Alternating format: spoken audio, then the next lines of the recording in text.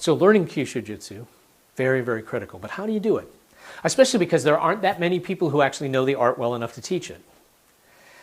Now, there are around the world some very competent people and who you can find who can get you started.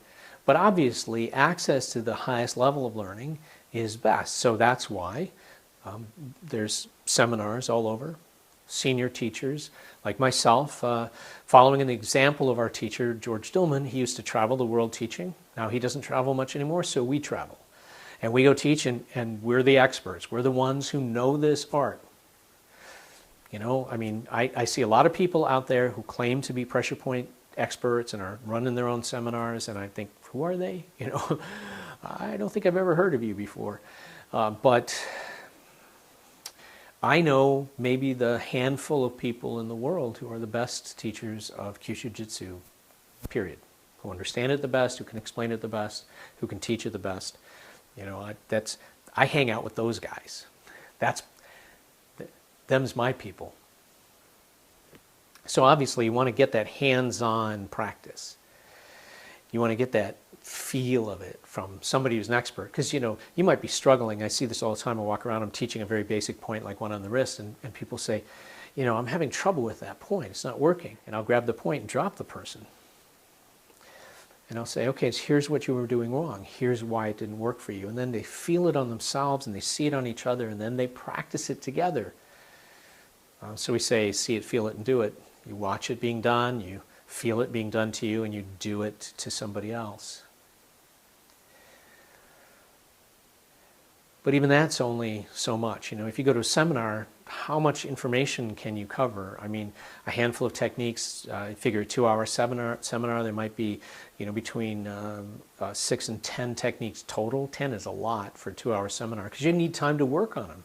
And especially if they're going to go into depth, it takes a while. So suddenly you don't have a lot to work with. At some point, when you start to kind of get a handle on that, you need more information. How do you get that additional information?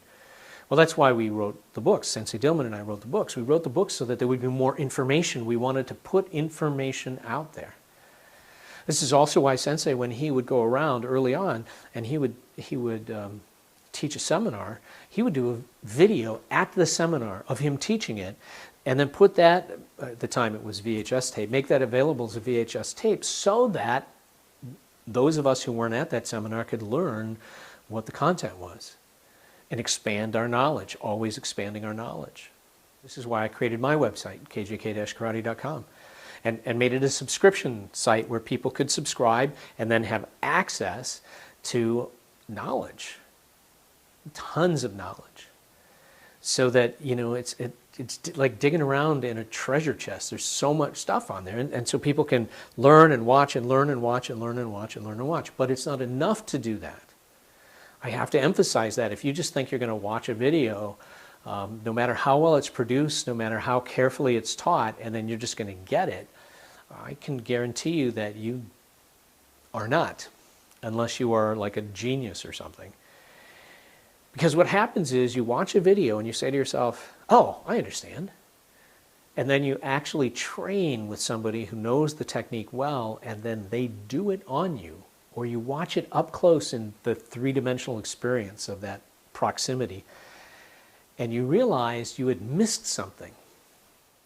So my recommendation, you want to learn kyusho-jitsu, there's like 4 pieces that I think go with this. Number 1, you have to find yourself in the presence of a really good teacher of kyusho-jitsu. Even if it's just a seminar, you got to physically be there. Second, get access to appropriate written material that's going to enhance your knowledge. The books that Sensei and I wrote, and also a couple of good books on acupuncture, and a couple of really good books on anatomy and physiology. In other words, build your little medical library, your kyusho-jitsu medical library, and start reading and studying.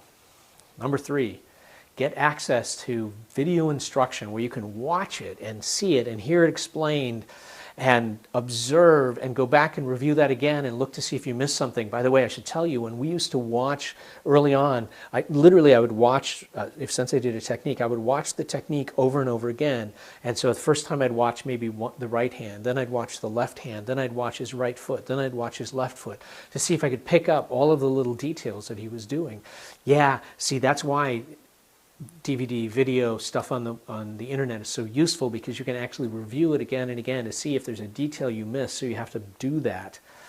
And then the fourth thing, you got to find yourself with a group of people who are willing to practice the techniques together, even if that just means you and a couple of friends forming what's known as a Kenkyukai, a research society, you know, your own little private club, and you guys just watch and learn and practice on each other, and then go together to a seminar and train, and then come back and watch and learn and practice on each other.